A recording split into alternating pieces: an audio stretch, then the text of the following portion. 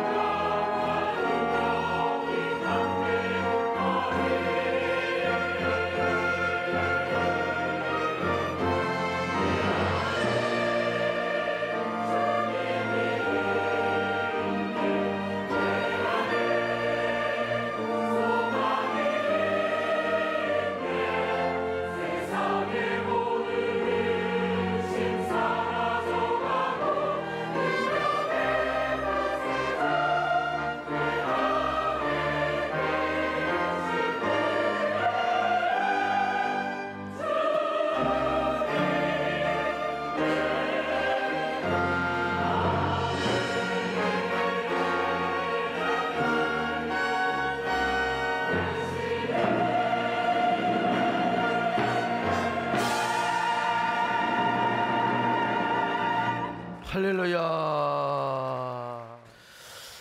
얼마 전 우리는 참 가슴 아픈 소식이죠. 유명한 정치인의 자살 소식을 들었습니다. 원인은 우울증이라고 했지 않습니까? 우울증이 왜 오는가? 대부분 상한 마음, 상한 감정 때문에 옵니다. 사실 그분은 어린 시절부터 천재였다고 합니다. 그리고 감성도 여리고 또 예민한 사람이었습니다. 그런데 그분께서 간증한 내용에 의하면 어린 시절 그의 아버지는 술만 드셨다면 어머니를 막 두들겨 팼다는 거예요. 일주일에도 몇 번씩. 그러니까 이제 어머니는 견디다 못해서 자식들에게 이제 스트레스를 풀었던 거죠. 그러니까 그 어린 시절에 그는 매사에 의욕이 없었답니다. 다행히 머리가 좋아서 아주 공부를 잘했지요. 근데 이제 아버지의 그 폭력성과 억압성이 자신의 마음을 깊이 내재해 있고 상처를 주었던 것입니다. 그러니까 그 얘기는 그 상한 마음으로 인한 우울증이 잠재적으로 내재해 있었던 것이죠. 그런데 자기가 성인이 되어서 보니까 그 폭력성과 억압성이 자기 자식들에게 딱 이렇게 스며들어 있다는 것입니다. 자기도 모르게 아버지처럼 행동했던 것이죠. 그래서 자식들과의 관계가 삐뚤어지기 시작했고요. 자기도 모르게 이 부인과의 관계도 막 그냥 굉장히 억압적이고 막 권위적이었다는 것입니다. 그래서 부부관계도 변모되어 갔다는 것을 자기가 깨달았다. 이래서는 안 되겠다. 아버지로부터 이어온 폭력성과 억압성을 끊어야 되겠다고 얼마나 결단한지 몰라. 근데 인간의 능력으로 아니 되더라는 것입니다. 교회도 다녔어요. 근데 교회를 그냥 왔다리 갔다리 하는 이런 정도의 신앙으로는 이길 수가 없다는 것입니다. 참 그는 어떻게 우울증을 극복하는 줄을 몰랐습니다. 여러분, 우울증도 마음의 병이에요. 그러니까 병원에 가서 진단받고 약 먹고 해서 잘 치료받는 것이 여러분 좋습니다. 그런데 여러분 중요한 것은 뭐 그 정도는 아니었다. 그러니까 이제 어떻게 마음에 깊이 뿌리박고 있는 폭력성과 억압성으로부터 내가 자유를 얻고 치유를 받고 회복함을 얻을 것인가. 이걸 좀 분명히 신앙적으로 해결받았으면 얼마나 좋았었겠습니까? 여러분, 여린 감정이 있는 사람, 거기다가 그는요 극적인 그 삶의 극적인 부분을 경험했지 않습니까? 최고의 성공의 경지도 누렸어요. 권력의 정점에도 올라갔어요. 근데 또 인생의 가장 그 비참한 실패의 나락에도 빠졌단 말이죠. 그러나 아무리 그렇다 하더라도 여러분, 상한 감정에 치유받고 진정한 회복과 자유를 누렸다면 인간은 그렇게 극단적 결단을 할 수가 없습니다.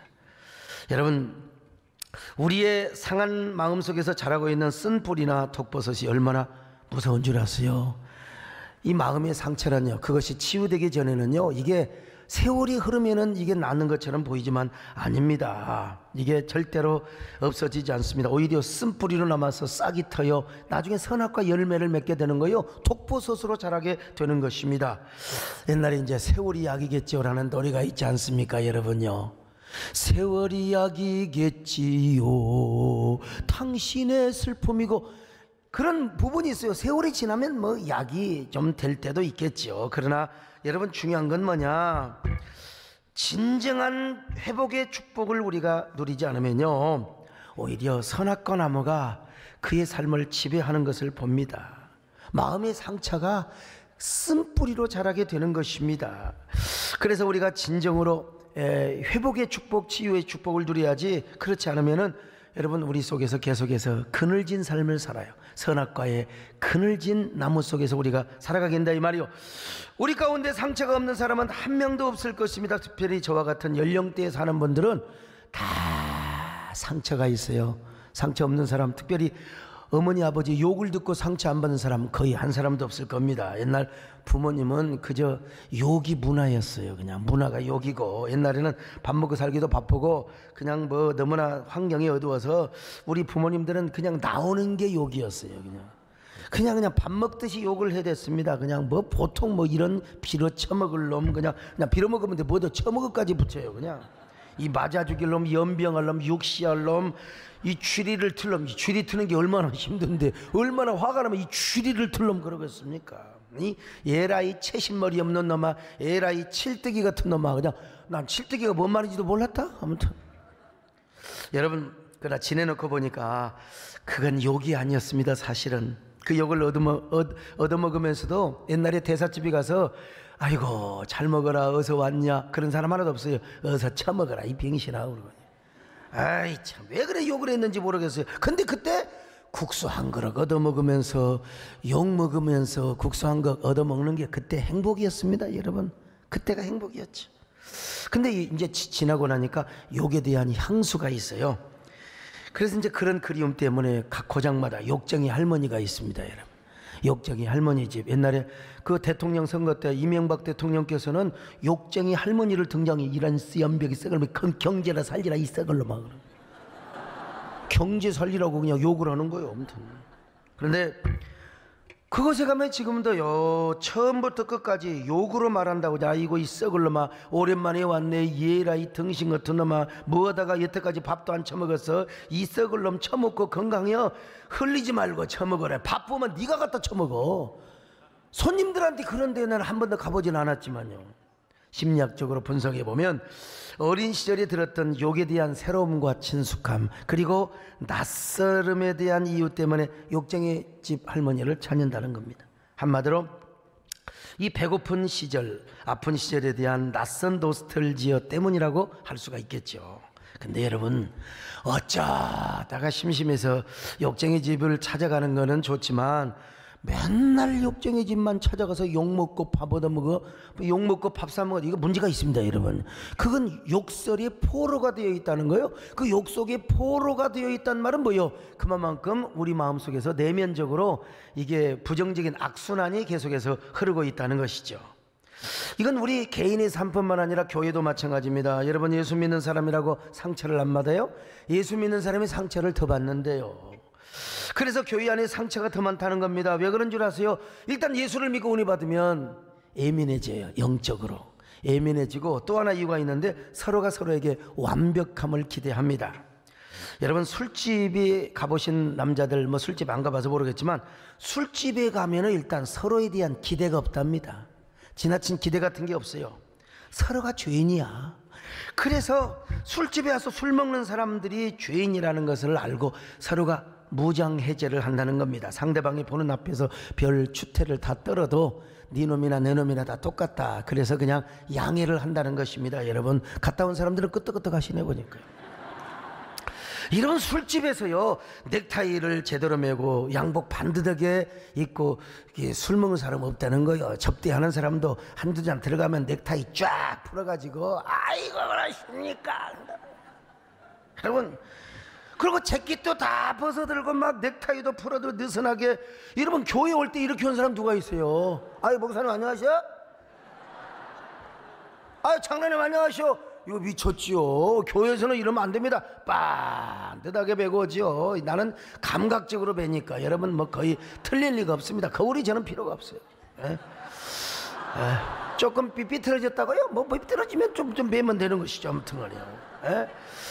아무렇게나 교회 올 때 옷 입고 오는 사람 한 명도 없으면 여자분들도 단정하게 오고 남자분들도 정장 차림으로 온다 이 말이에요. 물론 새벽 기도 때는 예외입니다.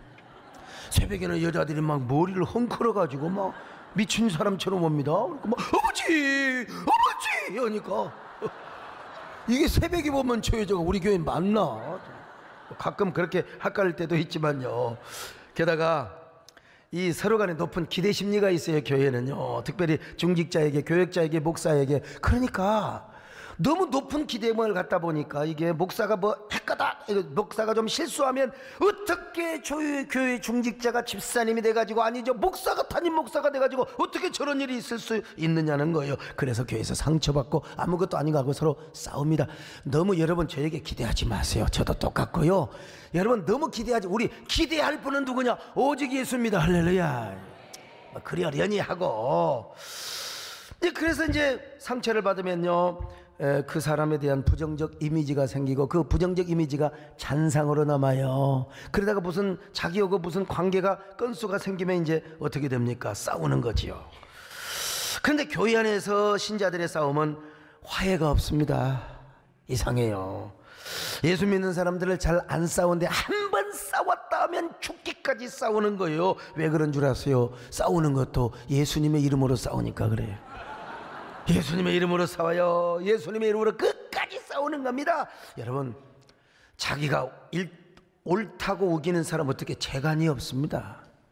아니 끝까지 우겨요. 끝까지. 제가 한 번은 하도 우기는 사람, 제가 한 번은 제가 진짜 너무너무 우겨서 녹음을 한 번 한 적이 있어요. 녹음을 그랬더니 그거 제시하니까 이거 너무 웃겨요. 여러분 요즘요 몽고 반점이라고 아시죠? 우리 몸에 점이 있는 거. 어떤 사람은 지금도 끝까지 그건 중국집이라고 우기는 사람이 있습니다. 이런 사람 어떻게 해볼 수가 없습니다. 여러분요, 복상사 아시죠? 그걸 지금도 조계종의 절이라고 생각하는 사람 어떻게 해볼 수가 없습니다. 재간이 없어요. 이 가수 서른도가 있잖아요. 이걸 끝까지 제주도 옆에 있는 섬이라고 우긴다니까. 이거 어떻게 하겠습니까? 여러분, 태종대를 대학이라고 우기고, 아니 구제역 이거 여러분요, 이 구제역 아시잖아요. 근데 이걸 전철역이라고 끝까지 우기는 사람을 해볼 수가 없는 겁니다. 그래서 우리 심령의 교회는 회복의 은총이 필요한 것입니다. 이런 이야기 하세요. 영국에서 꽤 유명한 바이올리니스트 피터 크로프라고 하는 사람이 있었어요. 모든 사람의 소원이죠. 바이올리니스트의 평생 소원은 스트라디바리우스라고 하는 사람이 만든 명 바이올린이 있답니다. 이걸 가지고 영국의 왕실에 가서 쫙 한번 연주해보는 게 꿈이었는데 그 꿈이 이루어졌어요. 바이올린을 구했습니다.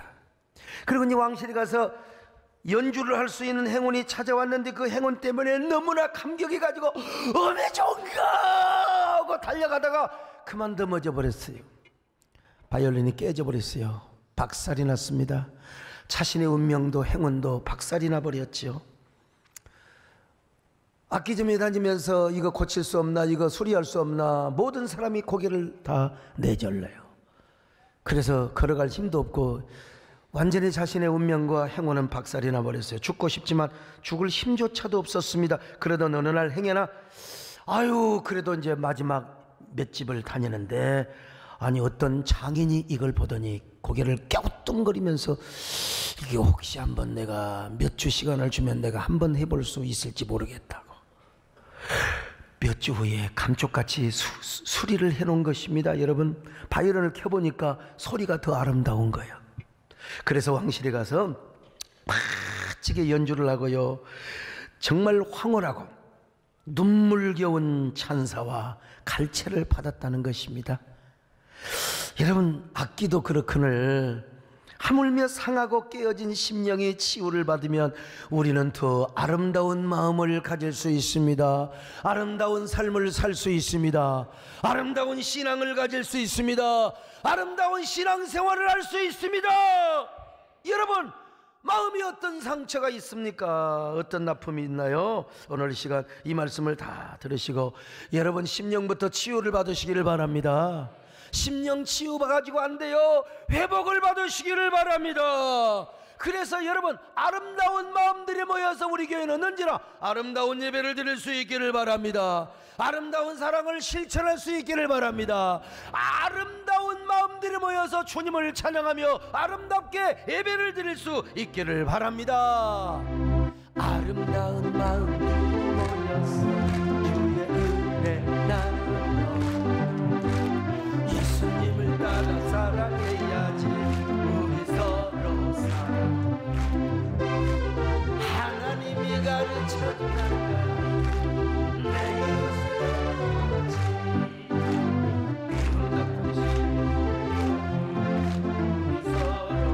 하나님이 가르쳐줘. 하나님이 가르쳐주는 가지 내 이웃을 내 몸과 같이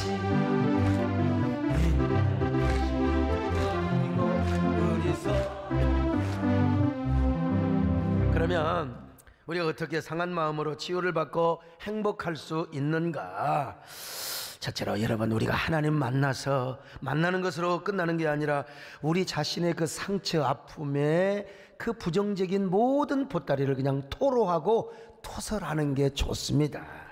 자, 시편 34편 17절로 18절 같이 봅니다. 시작. 의인이 부르짖음에 여호와께서 들으시고 그들의 모든 환난에서 건지셨도다. 여호와는 마음이 상한 자를 가까이 하시고 충심으로 통회하는 자를 구원하시는도다. 여러분, 서두에서 말씀드린 정치인께서는 아버지로부터 폭력성, 억압성 이게 있었잖아요. 이걸 어떻게 해방을 받을 줄 알아야 되는데, 그러나 여러분 간단해요. 우리 안에 우울증이 있다 하더라도요, 우울증보다 더 강력한 신앙, 하나님 앞에 성령 충만한 신앙이 있으면 이거 다 조절이 되거나 눌러버릴 수 있는 겁니다. 사람 누구나 다 우울증이 있어요. 정상적인 범위 안에 이게 조금 벗어나면 이제 병이 되는 건데, 우리도 다 살다 보면 그런 거 있잖아요. 근데 이게요, 교회만 왔다리 갔다리 해서 아이고 안녕하세요, 사랑합니다, 축복합니다, 이런 인사 가지고는 안 돼요. 강력한. 그래서 우리 교육자들도, 그리고 옆에서 좀 우울한 사람이 있으면 뭐 한마디 그냥 뭐 위로해 주는 것도 중요하지만 손을 잡고 기도해 주세요. 성령 충만한 믿음으로 기도해 주시기를 바랍니다. 이 속에 있는 악한 모든 어둠의 권세가 떠나게 하여 주옵소서. 디프레스된 어두운 마음이 떠나게 하여 주옵소서. 예수의 이름으로 기쁨을 주시옵소서. 이게 목표요. 그냥 여러분, 인간의 힘으로는 어떻게 할 수 없는 단계가 있습니다. 그런데 그 단계를 넘으려면은 딱 하나 있어요. 강력한 신앙. 그 강력한 신앙은 깊은 우울증도 눌러버리고 조절할 수 있어요. 사실 진짜 참 얼마나 이 우울증 때문에 뭐 극단적인 선택을 하는 사람 얼마나 불쌍합니까? 그러나 그럴수록 강력한 신앙, 할렐루야. 우리 하나님은 소망을 가지시는, 소망을 우리 주시는 분이신데, 여러분, 이런 거 하면 이제 어떤 사람이 이렇게 질문할 수 있어요. 기독교 신앙을 가진 사람도 자살할 수 있는가? 그리고 자살한 사람의 영혼은 과연 천국 가는가 지옥 가는가? 중세에는 자살하면 다 지옥 간다고 가르쳤어요. 그러나 지금은 그렇게만 가르치지 않습니다. 기독교인들도 우울증을 앓거나 심한 정신적 아픔을 앓으면 자살할 수도 있지요. 그러나 자살하면 안 됩니다. 하시면 안 되지요. 그래서 저는 뭐 자살한다고 다 지옥 간다, 저는 그렇게 말하지 않습니다.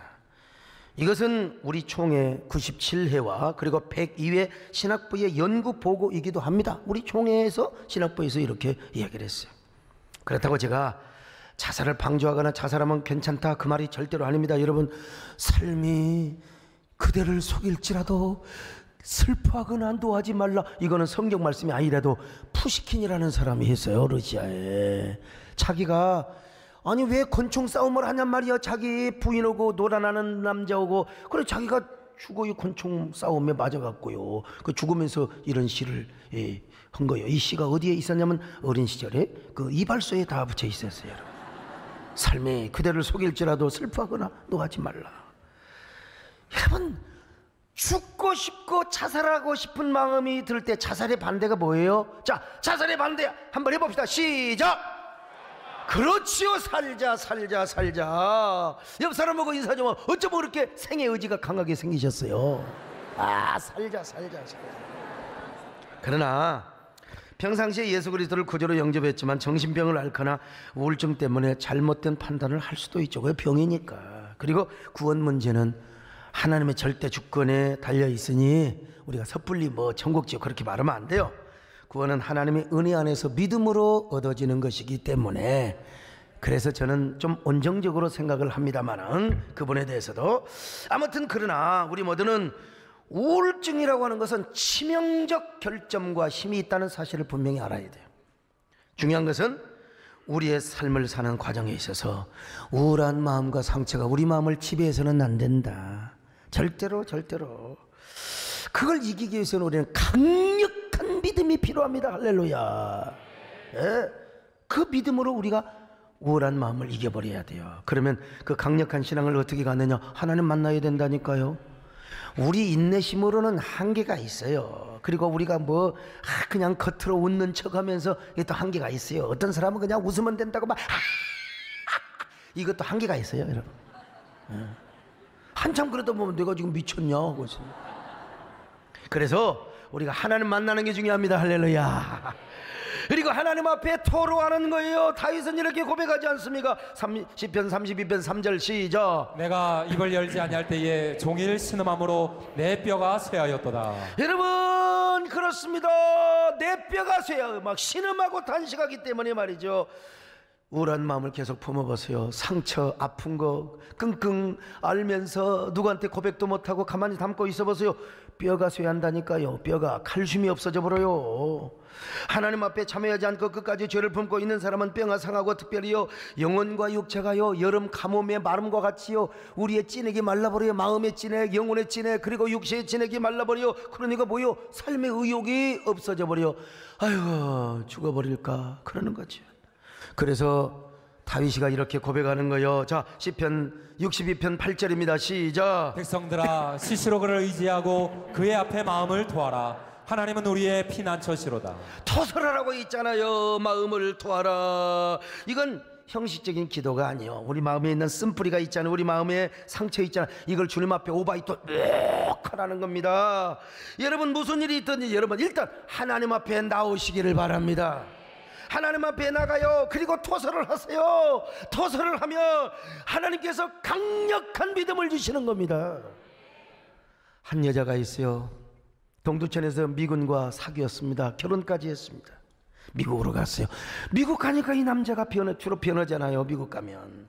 그래가지고 노랑머리 여자 오고 사랑을 하고 집에도 들어오지도 않고 마음이 너무나 상하다 보니까 몸도 마음도 병들고 버림받은 몸 얼마나 참 비참합니까? 위궤양, 편두통, 불면증, 우울증이 왔어요. 절망에 빠진 부인은 자신이 살던 농장에 들어가서 자살을 시도하였습니다. 근데 왜 하필이면 목매달았더니 이 밧줄이 끊어져 버렸어요. 죽는 것도 내 마음대로 못하는 거예요. 자살에 실패해서 한숨을 쉬고 있을 때 문득 고향에 계시는 어머니 생각이 나는 거예요. 어머니 생각이 나면 괜찮습니다. 여러분요, 어머니 생각이 나면 여러분 살 수 있어요. 그리고 또 한 가지 생각이 나는데 어린 시절 어머니의 손을 잡고 주일학교를 다니던 순간이 주마등처럼 스쳐갔습니다. 친정어머니의 이름을 부르면서 울기 시작하는 겁니다. 근데 갑자기 어린 시절 교회를 다니면서 불렀던 노래가 생각이 나는 거예요. 그 노래가 예수 사랑하심이라고 하는 노래입니다. 여러분요, 예수 사랑하심 거룩하신 말세 우리들은 약하나 예수 것만보다 날 사랑하심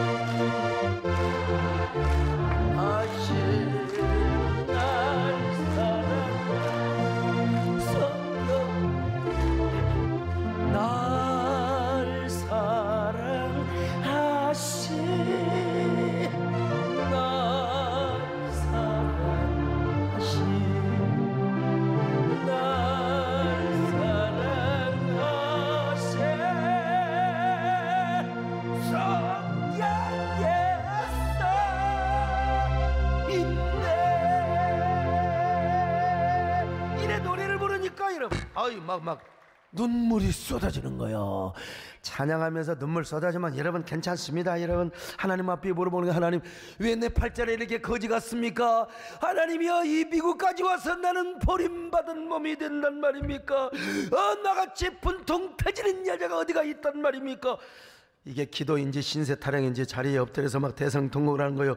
근데 이 대성통곡이 기도로 바뀌어지는 거예요. 하나님 저 좀 살려주세요. 저 좀 구원해 주세요. 나 어떻게 살아갈 수 있어요? 하나님 이 손 좀 잡아주세요. 주님 나 좀 도와주세요. 이렇게 기도로 바뀌어지는 거예요. 순간 하늘로부터 강력한 빛이 자기 품 안으로 비춰오면서 하늘에서 음성이 들리더래요. 딸아, 다 너를 버리고 떠난다 할지라도 나는 너를 버리지 않는다. 세상 사람이 너를 다 버린다 할지라도 나는 너와 함께하느니라. 오늘 이 말씀이 여러분에게 하나님의 음성이 되시기를 바랍니다. 기쁨이 넘치는 거예요. 갑자기 지금까지 세상에서 느껴보지 못한 황홀한 기쁨이 가슴을 출렁거리게 했습니다. 그러더니 건강의 하루가 달라요. 위장장애가 다 없어져 버려. 잠도 잘 자. 왜 이렇게 기쁨이 넘치는지. 그렇게 건강도 좋고. 여러분 우울증 하는 사람 보면 화장도 안 하고 머리도 몇 줄을 안 감아요. 그냥 우울증 걸린 사람 이 안수하면 참기름이 쫙쫙 묻어 있어요. 머리 쫙 감고 몸을 단장하고 몇 달이 안 되어서요, 남편이 집구석으로 들어오는 역사가 나타나는 거예요. 회개하고 돌아왔어요. 그래서 그런 남편과 함께 하나님을 만나고 신앙생활을 잘했다는 거 아니겠습니까? 여러분 하나님께 토로하는 게 이렇게 중요한 거예요. 토설하시기를 바랍니다. 하나님 앞에 나가서 우리 모든 상처와 아픔을 내어놓고 토설하시기를 바랍니다. 주님 앞에 조용히 나가시기를 바랍니다. 너 예수께 조용히 나가 내 모든 짐 내려놓고 주 십자가 사랑을 믿어 죄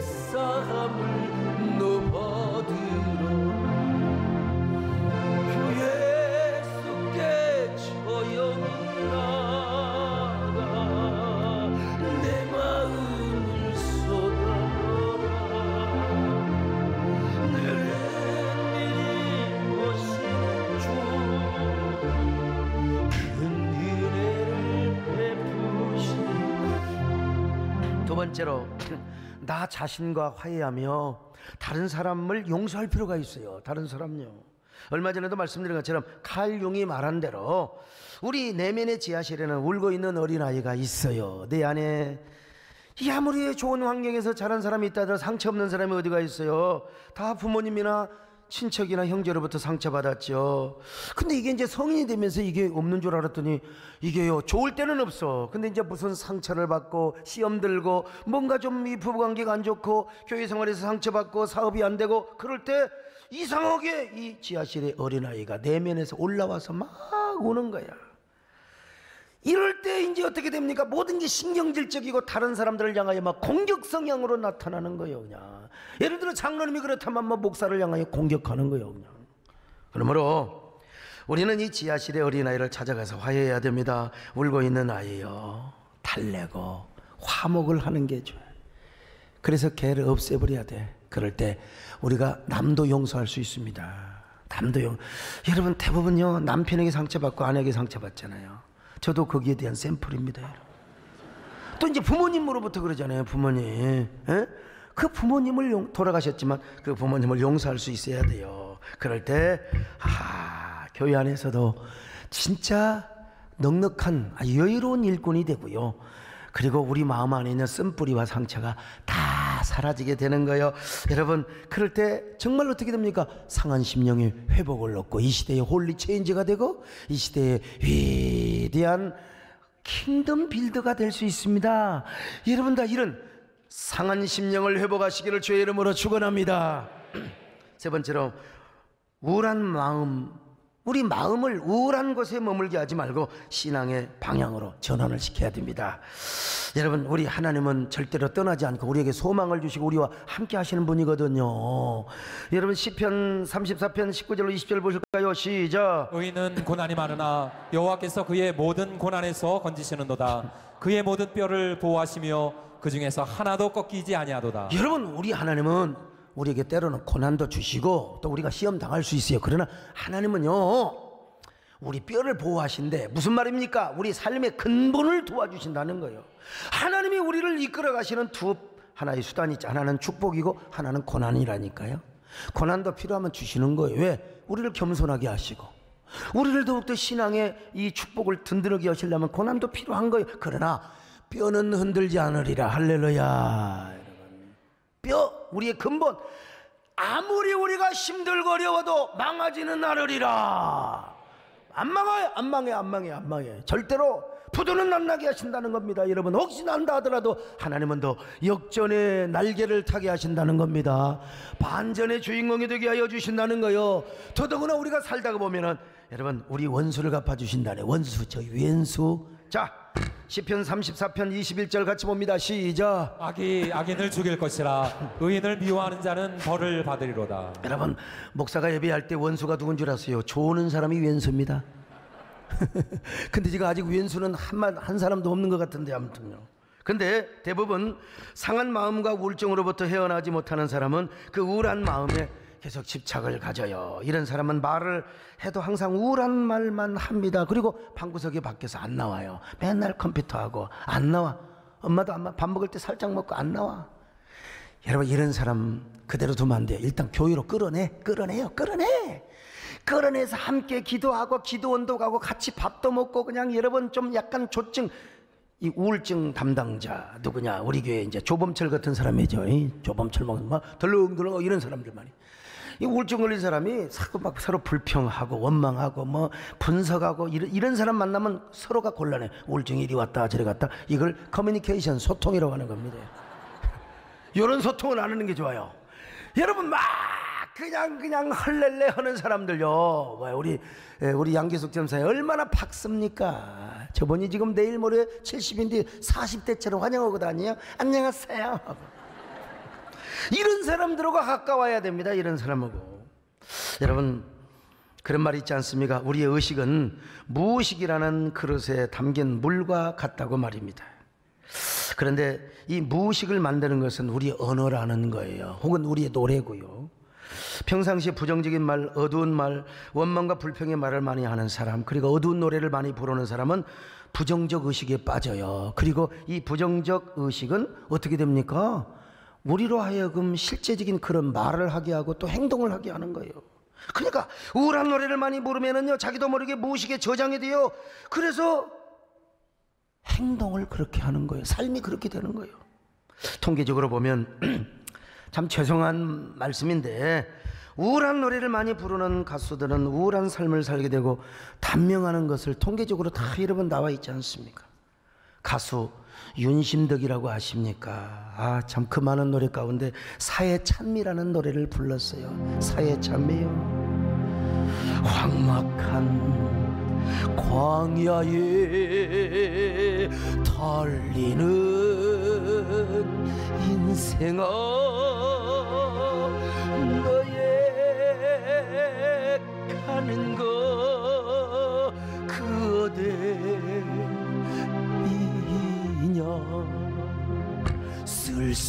쓸쓸한 세상, 험악한 고해에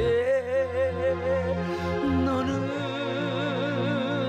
무엇을 찾으려 하느냐. 진짜요, 저 자신의 기분이 더러워지는 거예요. 갑자기 더러워지는 거예요, 그냥. 그 다음 가사 봐요. 눈물로 된 이 세상에 나 죽으면 그만일까. 돈도 명예도 사랑도 다 싫다. 아니, 돈이 싫으면 나한테 갖고 오라니까. 저 돈 많이 필요합니다, 여러분. 돈 싫은 사람 갖고 오세요. 아무튼 이런 노래를 불렀던 아리따운 이 윤심덕, 29세의 나이로 현해탄의 바다에 빠져서 그냥 돌아가신 거예요. 비극적인 죽음이죠. 가수 김정호 씨를 아시죠? 우리 교회도 뭐 김정호가 한둘이 아니죠. 근데 그는 젊은 나이에 무슨 노래 불렀어요? 하얀 나비라고 아시죠? 이 하얀 나비를 부르다가 젊은 날에 나비처럼 떠나신 분입니다. 여러분 뭐 아시잖아요.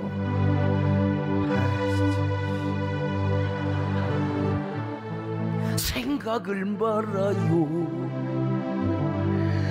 지나간 일들을 정말 그리워 말아요. 떠나갈 임인데 정말 이게 하얀 나비 정말 이게 정말 우리 어릴 때 그냥 뭣도 모르고 불렀는데 이거 노래 부르다가 안 죽게 다행이에요. 아무튼 산장의 여인이라는 노래를 부른 권혜경 가수 역시 참 노래가 좋은 것, 곡은 좋은 것 같지만 아니, 이분도 이 노래 부르다가 외로운 산장에서 암을 앓다가 그냥 돌아가셨어요. 여러분 뭐 내가 이것도 꼭 불러야 돼요. 아무튼요.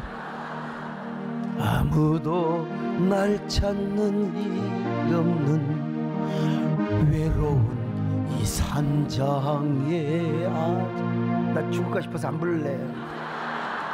단풍잎만 차곡차곡.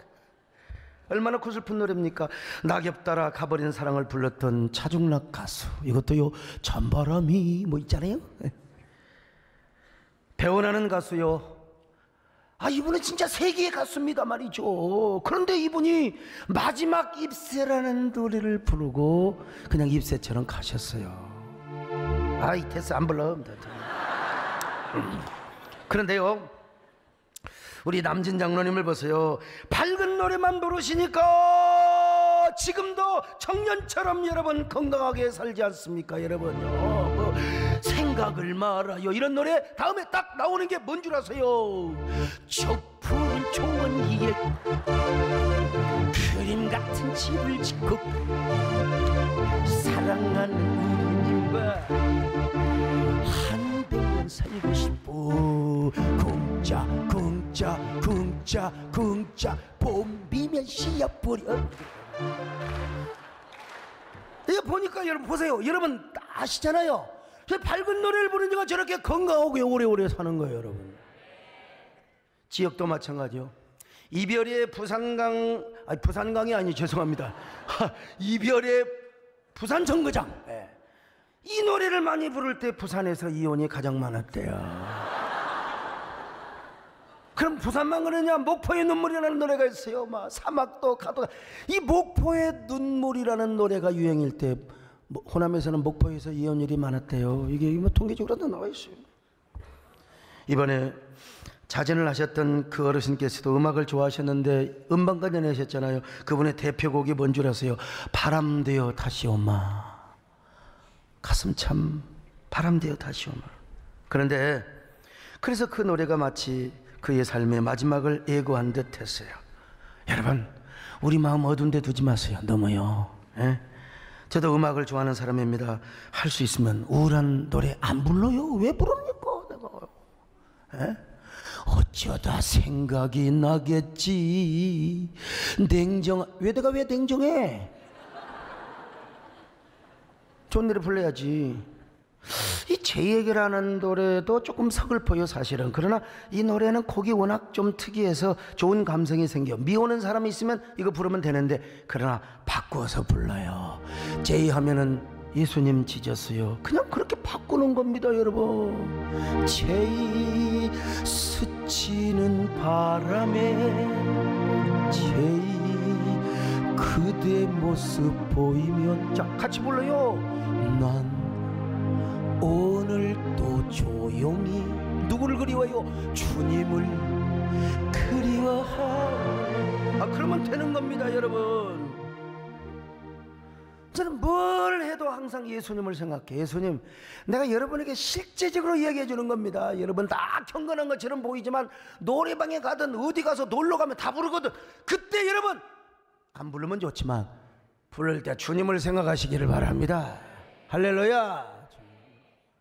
그래서 우울한 곳에 절대로 머물러 있지 않고 신앙적인 방향으로 전환을 시켜 그러므로 긍정적이고 밝은 찬송 이때 많이 부르는 게 좋아요. 얼마나 좋아요. 내 영혼이 은총 입어 중한 짐을 벗고 보니 내 영혼이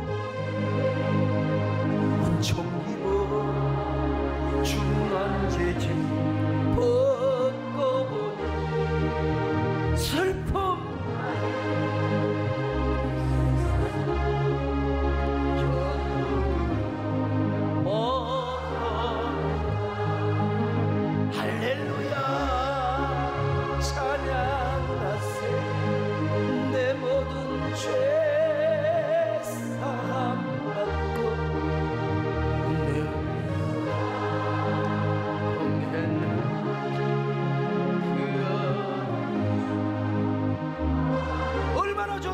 여러분 우리가 상한 마음으로부터 온전히 회복을 받을 수 있는 것입니다.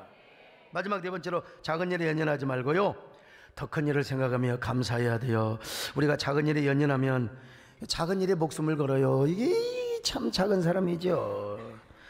더 큰 일이 아니라는 거 감사해야 돼요. 뭐 돈 손에 볼 수 있잖아요. 가지고 다시 시작하면 되는 거예요.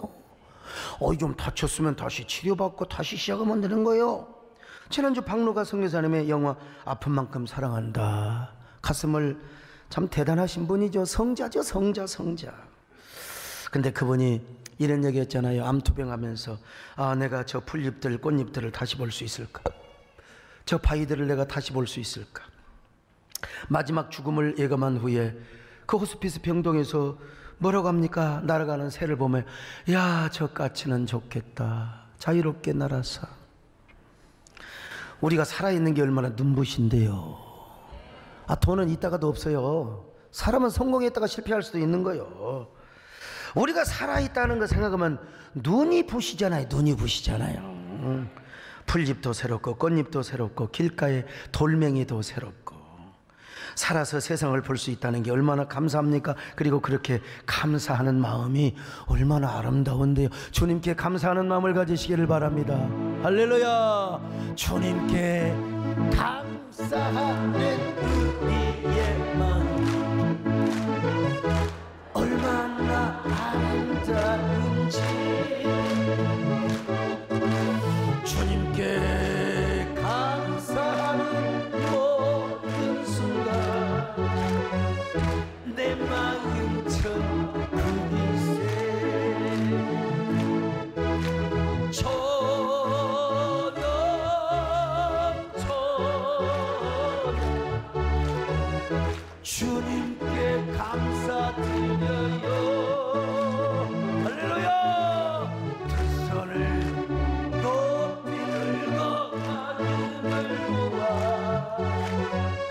주님께 감사드립니다.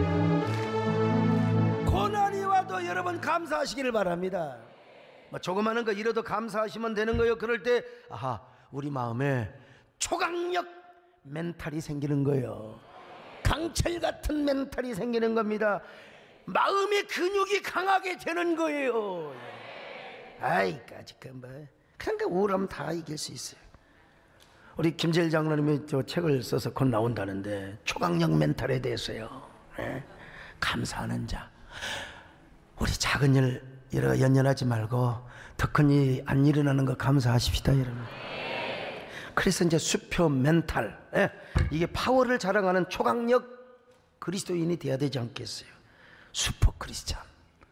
옆 사람 보고 어쩌면 이렇게 슈퍼맨처럼 생기셨어요. 아, 정말. 멀미하지 마시고 아멘 아멘 하세요. 그렇게 해서 여러분 모두 홀리 체인저가 되시길 바라고, 교회와 하나님 나라를 세우는 킹덤 빌더로 세움받는 여러분 되시기를 주님의 이름으로 축원합니다. 하나님 아버지 고맙습니다. 우리 모두 진짜 슈퍼멘탈, 그러려면 상한 마음이 회복되게 하여 주옵소서. 아버지여, 우리 모두 이런 슈퍼멘탈 초강력 멘탈 파워 크리스찬이 되게 도와주시옵소서. 예수님의 이름으로 기도 올립나이다. 아멘.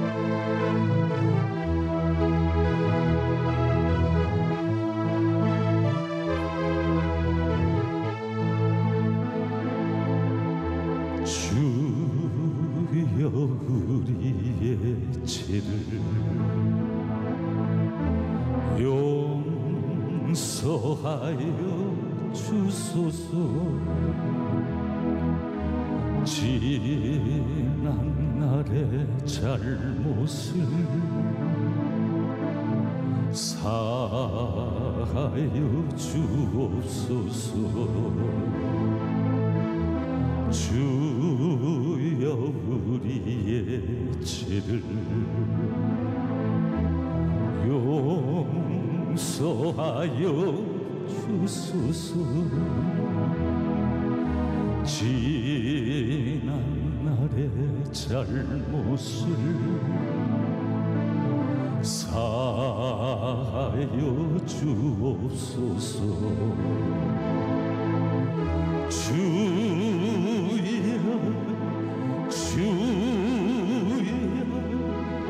나의 죄를 위하여 주여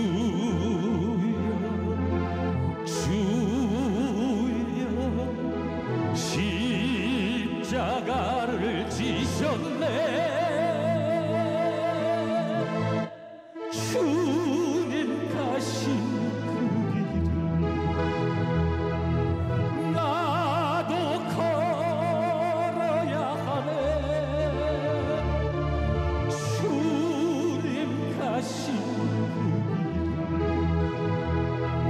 나도 걸어야 하네.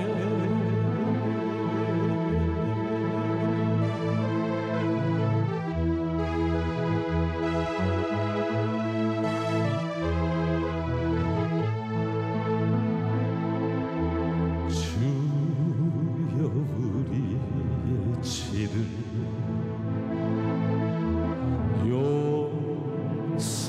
용서하여 주소서. 지난 날의 허물을 사하여 주옵소서. 주여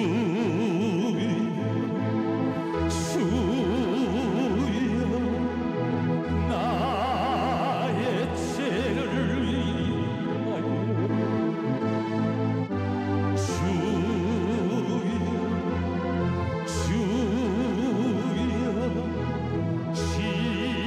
십자가를 지셨네.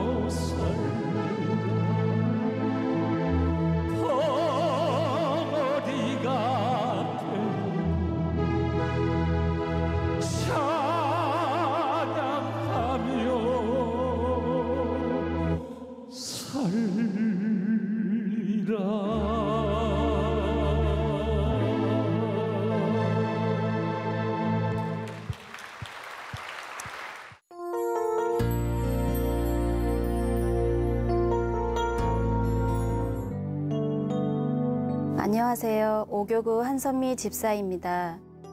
우리 교회를 섬기게 된 지 1년, 이 짧은 시간 동안 하나님께서는 제 삶에 수많은 일들을 이뤄 가셨습니다. 그리고 이 모든 일은 작년 수련회를 통해 영과 진리로 임하신 하나님을 만나면서부터 시작됐습니다. 연고지 없는 죽전에서 시작한 음식점이 자리를 잡고 잘 돼갈수록 늘 무거운 마음이 있었습니다. 일이 바빠지면서 저는 1년 넘게 교회를 가지 못했고 아이들만 수원에 있는 교회를 할머니 손에 맡겨 보냈었습니다. 동탄의 집과 죽전의 가게를 오가며 저는 많이 지쳐 있었고 여러 가지 어려운 일을 겪으며 하나님이 간절해졌습니다. 아이들과 함께 예배할 수 있는 교회 근처의 장막이 절실해졌습니다. 그리고 하나님께 받은 축복을 물질로 드리고 싶은 마음이 커졌습니다. 어느 날 밤 저는 이 기도 제목을 놓고 남편 몰래 울며 기도했습니다. 그리고 그 다음 날 놀랍게도 하나님은 우리 교회 집사님들을 보내주셨습니다. 사실 인간적인 생각으론 물질이 정말 필요한 작은 교회를 생각했습니다. 그런데 목사님의 책 맨발의 소명자를 읽고 이분이라면 평생 섬길 수 있겠다는 확신이 왔습니다. 그렇게 우리 교회를 나오게 된 지 2주 만에 저는 여름 수련회에 참석을 하였고 집사님들의 도움으로 매 시간 강대상 맨 앞자리에서 말씀을 듣는 영광을 누리게 되었습니다. 수련회에서 제가 경험한 것은 그동안 제가 가졌던 신앙적인 의문점들이 모두 풀렸다는 것이었습니다. 먼저는 가장 바쁜 시기인 7월에 억지로라도 내려놓고 수련회를 참석하면서 순종하는 것이 무엇인지를 알게 됐습니다. 또한 제가 가진 의문점들 중 가장 큰 것이 바로 물질, 그 중에서도 11조에 관한 것이었습니다. 신앙적 훈련을 받은 적도 없고 특히 장사를 하면서 11조를 드리는 것이 쉽지 않은 일이었는데 말씀을 통해 그동안 제게 확고한 믿음이 없었다는 것을 깨달았습니다. 그리고 이렇게 깨닫는 것이 은혜라는 것을 알게 됐습니다. 그리고 은혜를 받고 나니 제게 벌어진 이 모든 것이 하나님의 주권하에 있다는 사실을 깨달았습니다. 그렇게 수련회를 통해 다시 신앙생활을 시작한 지 채 한 달도 되지 않았지만 신앙이 성숙해지는 과정을 많이 경험했습니다. 이후로도 하나님께서는 제가 고민하는 문제들을 매 주일마다 목사님의 말씀을 통해 응답해 주셨습니다. 그리고 은혜를 경험하면서 제 안에 거룩한 욕심이 생겼습니다. 그래서 저는 새 아이들에 대한 믿음으로 옥합을 깨트렸습니다. 사실 그 물질은 사업하는 남편의 훗날을 위해 히든카드로 쓰려고 아끼고 아껴두었던 것이었지만 정말 감사의 마음으로 드릴 수 있었습니다.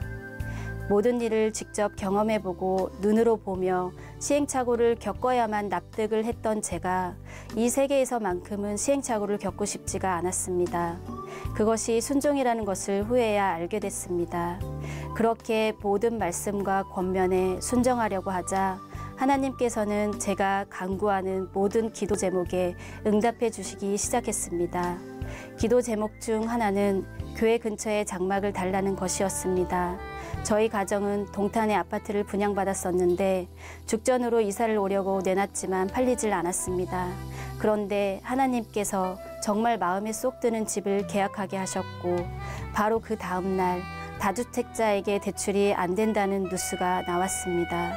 그리고 운영하던 막국수집 앞에 2층짜리 건물에 남편의 제안으로 새로운 가게를 오픈하려고 계획하던 중 꿈에 담임 목사님이 나타나셨고 우여곡절 끝에 오픈을 하고 법인 이름을 주식회사 생명나무로 정했습니다.